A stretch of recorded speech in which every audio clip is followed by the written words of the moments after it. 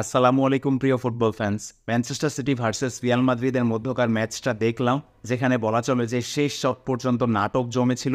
ম্যাচটা প্রথমে 90 মিনিট পর্যন্ত এক এক সমতায় ছিল, এরপর 120 মিনিট পর্যন্ত কোনো দল আর গোল করতে পারেনি। পরবর্তীতে ট্রাইবেকারে গড়ানো ম্যাচে শেষ পর্যন্ত রিয়াল মাদ্রিদ ম্যানচেস্টার সিটিকে 4-3 গোলে হারিয়ে চ্যাম্পিয়ন্স লিগের সেমিফাইনালে থ্রু করে গিয়েছে। ম্যানচেস্টার সিটি নিজেদের ঘরের মাঠেই কিন্তু শেষ পর্যন্ত বাদ পড়ল। ম্যাচটা যদি একেবারে শুরু থেকেই শুরু করি, যেভাবে ভাবা হচ্ছিল যে রিয়াল মাদ্রিদ হয়তোবা ম্যান সিটির মাঠে অ্যাওয়ে ম্যাচ বিধায় ম্যাচের শুরুতে একটা প্রেশার ক্রিয়েট করার চেষ্টা করবে, হয়তোবা শুরুর 15-20 মিনিট রিয়াল মাদ্রিদ ডমিনেট করবে এই ম্যাচটাতে, এমনটাই কিন্তু ভাবা হচ্ছিল। কিন্তু একেবারেই হিতে বিপরীত চিত্র আমরা দেখেছি। ম্যান সিটি কিন্তু বল পজিশনের দিক থেকে এই সময়টাতে এগিয়ে ছিল, যদিও স্রোতের বিপরীতে সেই রিয়াল মাদ্রিদই ম্যাচের শুরুতে 12 মিনিটে গোল করেছে। যেভাবে একটা কাউন্টার অ্যাটাক থেকে রিয়াল মাদ্রিদ বলটা পেয়েছে এবং শেষ পর্যন্ত রদ্রিগো 2 শটে গোল করেছেন। প্রথমবার শট করেছেন যেটা গোলকিপার ঠেকিয়ে দিয়েছেন এডারসন, পরবর্তীতে ফিরতি শটে রদ্রিগো গোল পেয়েছেন। 12 মিনিটে করা এই গোলে শেষ পর্যন্ত ম্যানচেস্টার সিটি 1-0 গোলে পিছিয়ে পড়ে আর রিয়াল মাদ্রিদ এগিয়ে যায়। পরবর্তীতে প্রথমার্ধে এত চান্সেস দুই দলই ক্রিয়েট করেছে, কিন্তু শেষ পর্যন্ত কোনো দলই আসলে আর গোল করতে পারেনি। রিয়াল মাদ্রিদ গোলের সংখ্যাটা বাড়াতে পারেনি, তবে ম্যান সিটির সামনে প্রথমার্ধেই কিন্তু সমতায় ফেরার সুযোগ ছিল, যেই সুযোগটা একেবারে হেলায় হারিয়েছেন এর্লিং হালান্ড। তার একটা হেড বারে লেগে প্রতিহত হয়েছে। Phil Foden, Kevin De Bruyne, Jack Grealish সবাই প্রচুর পরিমাণে চান্সেস ক্রিয়েট করেছেন, চান্স নষ্ট করেছেন। ইজি কয়েকটা চান্সও কিন্তু এর মধ্যে ছিল।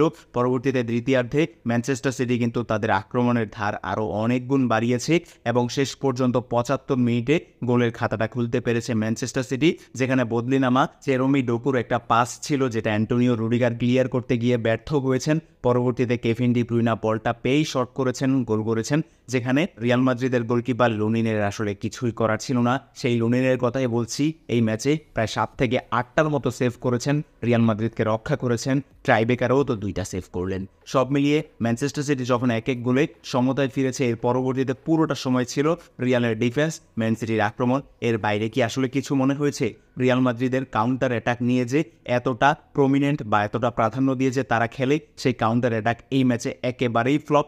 ওই যে একটা গোল করলো প্রথমার্ধের একেবারে শুরুতে, এর পরবর্তীতে কাউন্টার অ্যাটাকে রিয়ালকে একেবারে খুঁজেই পাওয়া যায়নি, যেখানে ম্যান সিটির ডিফেন্সকে 10-এ 10 দিতেই হয়। ট্রাইবেকার আসলে 50-50 চান্স। ট্রাইবেকারে ম্যাচের রেজাল্টটাই জাস্ট নির্ধারণ করা হয়। ওভারঅল ম্যাচে কে কেমন খেললো সেইটা একেবারে শুরু থেকে শেষ পর্যন্ত জাস্টিফাই কিন্তু ট্রাইবেকার করে না। আপনারা যারা ফুটবল ফলো করেন তারা নিশ্চয়ই জেনে থাকবেন। তবে অতিরিক্ত 30 মিনিটেও 2টা দলে চান্সেস ক্রিয়েট করেছে। ম্যান সিটি তুলনামূলক বেশি চান্স পেয়েছিল, তবে কাজের কাজটা তারা কিন্তু কিছু করতে পারেনি, যেখানে শেষ দিকে হালান্ডকে উঠিয়ে হুলিয়ান আলভারেজকে নাম্বার 9 পজিশনে নামানো হলেও আলভারেজ ক্লিয়ার কাট কোনো চান্সই পাননি, গোল করা তো বহু দূরের কথা। সে যাই হোক, সব মিলিয়ে ট্রাইবেকারে যখন ম্যাচটা গেল, আলভারেজই শুরুতে শট নিয়েছেন, ম্যান সিটির হয়ে গোল করেছেন। পরবর্তীতে এডারসন রিয়াল মাদ্রিদের প্রথম শটটা রুখে দিয়েছেন ঠিকই, কিন্তু এরপর টানা 2টো শটে ম্যানচেস্টার সিটি গোল করতে ব্যর্থ হয়েছে। বুঝতেই পারছেন এরপর ম্যাচে আর কীভাবে থাকা চলে। রিয়াল মাদ্রিদ পরবর্তীতে শটগুলো ইজিলি নিয়েছে, গোল কনভার্ট করতে পেরেছে। অন্যদিকে ম্যান সিটি তার পরবর্তী একটা শট বা 2টা শট গোল করলেও শেষ পর্যন্ত আর ম্যাচটাতে থাকতে পারেনি, হেরে গিয়েছে 4-3 গোলের ট্রাইবেকারে ব্যবধানে। আর সব মিলিয়ে অ্যাগ্রিগেট তো 4-4 ছিলই। সব মিলিয়ে রিয়াল মাদ্রিদ থ্রু করে গিয়েছে সেমিফাইনালে, আর ম্যানচেস্টার সিটির মাঠ থেকে রিয়াল রূপকথা লিখেছে। গত সিজনের সেমিফাইনালে পরাজয়ের প্রতিশোধটাও পূর্ণ করলো রিয়াল মাদ্রিদ। আর অন্য ম্যাচে বায়ার্ন মিউনিখ 1-0 গোলে জিতে গিয়েছে, আর এই জয়ের ফলে 3-2 অ্যাগ্রিগেটে বায়ার্ন মিউনিখ কিন্তু থ্রু করে গিয়েছে। অথচ আর্সেনালকেই সেই ম্যাচে ফেভারিট ধরা হচ্ছিল, কিন্তু ফেভারিটের তকমা নিয়েও আর্সেনাল পারেনি। বায়ার্ন মিউনিখের মাঠে খেলা ছিল, সো অ্যালিয়ান্স এরেনায় ম্যাচগুলো অ্যাওয়ে দলের জন্য আসলে খুব একটা সহজ কোনো কিছু নয়। বায়ার্ন সেটা প্রমাণ করেছে। এতটা বিধ্বস্ত থাকা অবস্থায়ও বায়ার্ন আর্সেনালকে হারিয়ে চ্যাম্পিয়ন্স লিগের সেমিফাইনালে চলে গিয়েছে। অর্থাৎ বুঝতেই পারছেন রিয়াল মাদ্রিদ বায়ার্ন মিউনিখের দেখা হতে যাচ্ছে চ্যাম্পিয়ন্স লিগের সেমিফাইনালে।